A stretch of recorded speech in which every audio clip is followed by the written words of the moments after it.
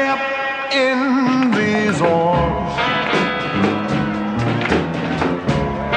The crowd was already electric when Johnny Cash hit the third song of his set. The venue hummed with that particular energy only a Cash concert could generate, thousands of voices falling silent in perfect unison whenever that deep baritone dropped into the opening lines of a song they knew by heart.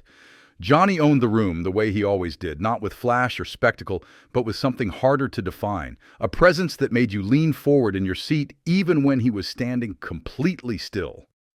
His fingers moved across the guitar strings with the easy confidence of a man who had played these songs 1,000 times and still meant every single word. And then something shifted. It happened so fast that most of the audience didn't even register the change at first. Johnny's hands stopped moving mid-chord, leaving a strange, hollow echo hanging in the air where the music should have been. His eyes, which had been scanning the crowd with that familiar intensity, and suddenly fixed on a point somewhere in the wings of the stage. The band noticed before the audience did. The bassist glanced over his shoulder, trying to follow Johnny's gaze, and the drummer's rhythm faltered for just a moment before stumbling to a stop. For a stretch of seconds that felt much longer than it actually was, Johnny Cash simply stared. The man in black, who had faced down packed arenas and hostile crowds, and his own personal demons without ever losing his composure, stood frozen on his own stage like he had just seen a ghost walk through the curtain. Because in a way, he had. Walking toward him from the shadows of the wings, uninvited and completely unannounced, was Elvis Presley. Not Elvis the cultural icon or Elvis the movie star or Elvis the name that appeared on marquees around the world. Just Elvis, moving through the darkness with a walk that Johnny would have recognized anywhere, that distinctive rhythm that always seemed caught somewhere between swagger and vulnerability. He wasn't dressed for a public appearance. He wasn't surrounded by his usual entourage. He was just there, appearing out of nowhere in the middle of Johnny's show, and the look on his face made it clear this wasn't a surprise visit meant to delight the crowd. Something was wrong. The people standing close enough to the stage to catch a glimpse of what was happening would later describe the expression Elvis wore that night, and their descriptions always circled back to the same word: desperate. Not the playful desperation of a performer working a crowd, but something rawer and more unsettling. Elvis Presley, the man who could charm his way through any room on earth, looked like someone who had run out of places to go and people to call. Back to a small recording studio in Memphis where the Tennessee summer heat pressed against the windows, and two young men from broken homes realized they were speaking the same language without ever having to explain themselves. Sun Records in the mid-1950s was a cramped, sweltering room where dreams either caught fire or died quietly in the corner. Sam Phillips had an ear for something raw and unpolished, something the radio hadn't worn smooth yet, and he heard it in both of them. Elvis walked in with that hip-shaking rebellion that made parents nervous and teenagers forget how to breathe. Johnny carried something darker, a low, steady rumble in his voice that sounded like a man who had already buried parts of himself and learned to keep walking anyway. They weren't competing for the same sound because they weren't the same kind of artist, but underneath the surface differences, they recognized something familiar in each other's eyes. Both of them knew what it meant to grow up with nothing. Elvis had spent his childhood in Tupelo, living in houses that barely qualified as shelter, watching his mother work herself hollow, trying to keep food on the table. Johnny had picked cotton in Arkansas until his hands bled, dreaming of any life that didn't involve staring at the same dirt fields until he died. That kind of poverty leaves marks that money never fully erases, and when Elvis and Johnny looked at each other across that tiny studio, they saw their own scars reflected back. The famous $1 Million Quartet session, that legendary afternoon when Elvis, Johnny, Carl Perkins, and Jerry Lee Lewis fell into an impromptu jam session that somebody had the foresight to record gets talked about as a historical artifact now. But what made that moment special wasn't the music they played or the harmonies they stumbled into. It was the ease of it. The way four young men who were about to change American culture could still just be themselves in a room together, laughing and messing around and finding their way into gospel songs their mothers had taught them.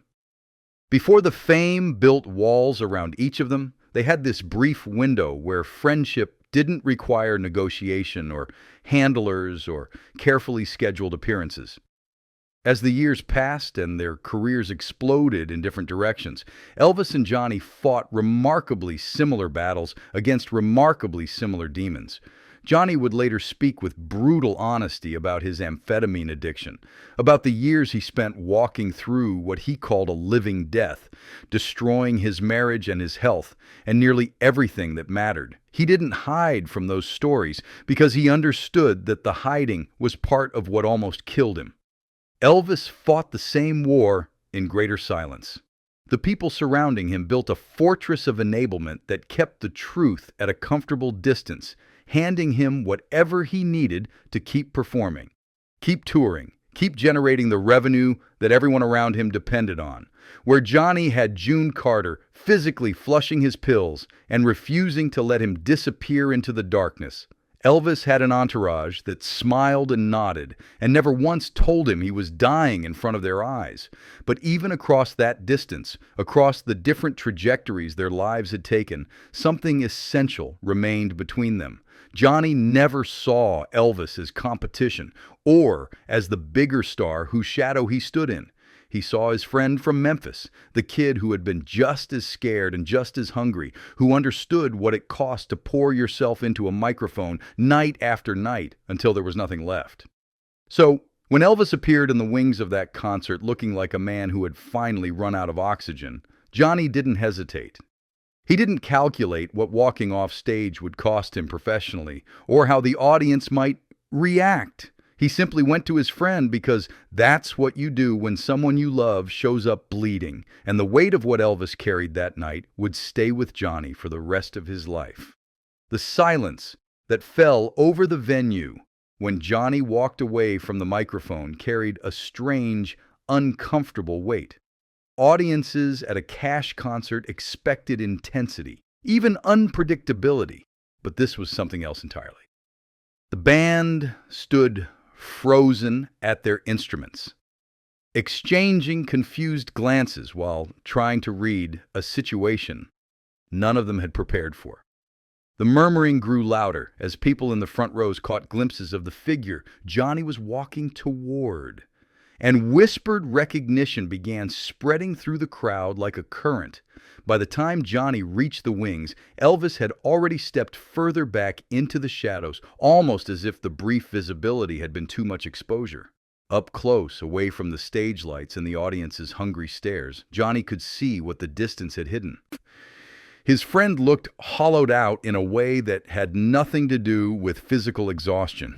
There was something behind Elvis's eyes that Johnny recognized immediately because he had seen it in his own reflection during the darkest years of his addiction. That particular emptiness that comes when a person has been running on fumes for so long, they've forgotten what solid ground feels like. No one knows exactly what words pass between them in those moments backstage. The handful of crew members who witnessed the exchange later described hushed tones and a conversation that felt too private to overhear. So they deliberately stayed back and gave the two men space. What everyone agreed on was the body language. The way Johnny placed his hand on Elvis's shoulder and kept it there, steady and grounding, like he was trying to anchor his friend to something real before he drifted away completely.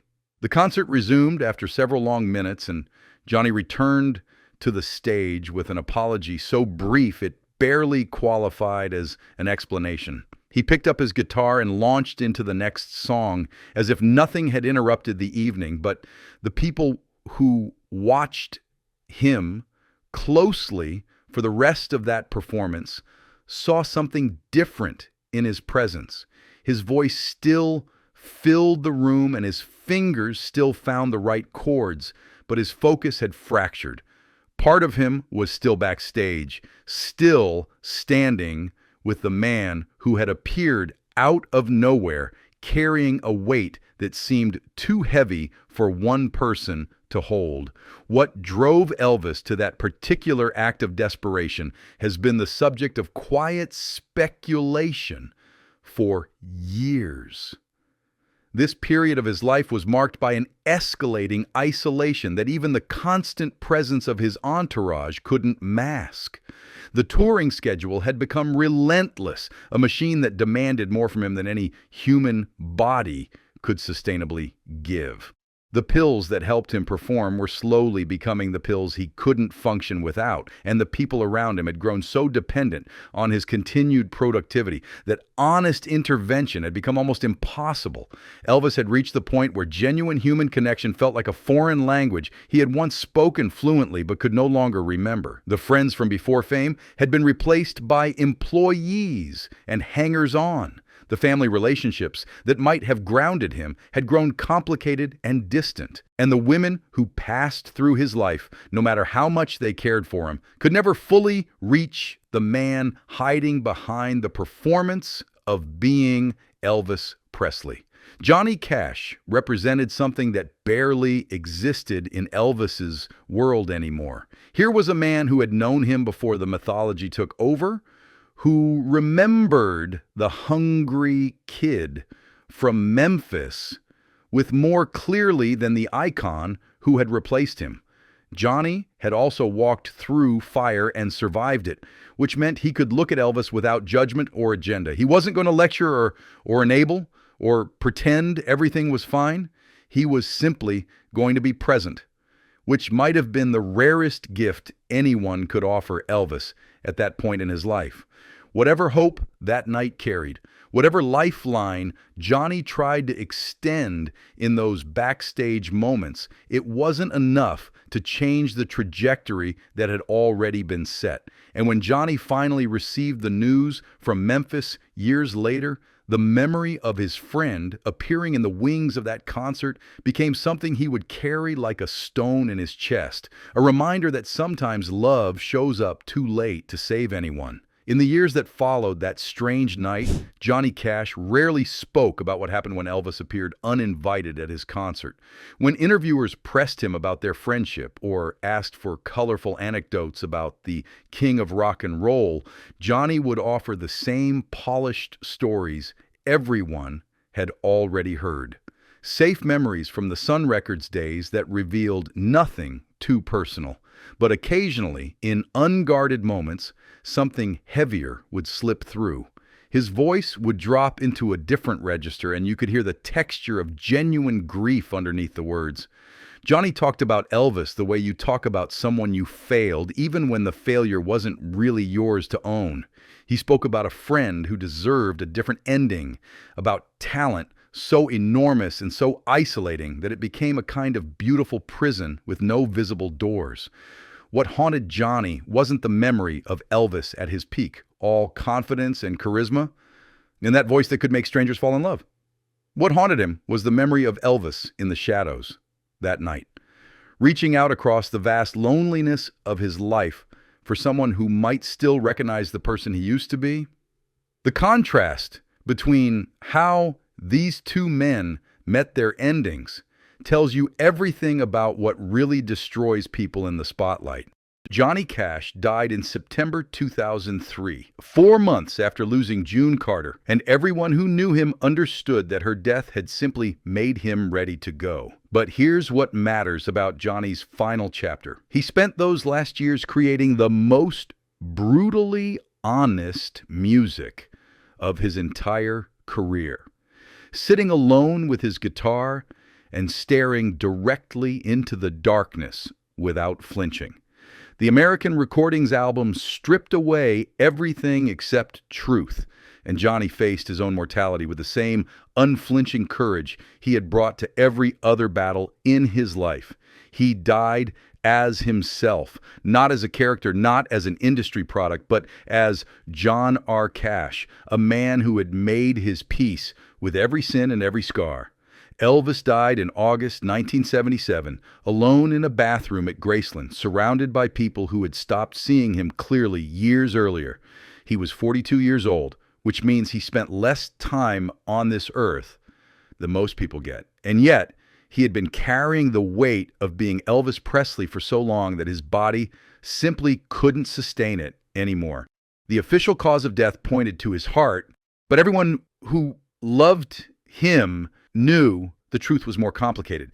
Elvis had been disappearing for years, retreating further into isolation and medication and a schedule that treated him more like a machine than a man. When the news reached Johnny, the grief that followed was tangled up with something that never fully released its grip on him. He kept returning to that night at the concert, to those moments backstage when Elvis had reached out and Johnny had tried to hold on. Had he said the right things? Had he pushed hard enough? Was there something, anything that might have changed the trajectory if he had just fought a little harder to pull his friend back from the edge? These questions never have satisfying answers, but they stay with us because they point towards something we all recognize. The loneliness Elvis carried wasn't unique to fame, it was just amplified by it. We all know what it feels like to be surrounded by people and still utterly alone. We all know how terrifying it is to reach out when you've convinced yourself that no one will understand. What that concert moment captures, Elvis appearing in the wings, looking for his friend because he had run out of other options, is one of the most heartbreaking images in the entire mythology of rock and roll. It strips away the legend and shows us the human being underneath. A man who needed connection badly enough to interrupt a show to find it. Johnny was there that night in the way that mattered most. He stopped everything and went to his friend without hesitation. But some walls grow too high for anyone to climb from the outside, and Johnny never stopped wondering if Elvis had been trying to tell him exactly that. If this story stayed with you, tell me why in the comments. Share the Elvis or Johnny moment that means the most to you, the song that changed something inside you, the memory you keep coming back to. Subscribe for more stories about the real people behind the legends, and I'll see you in the next one.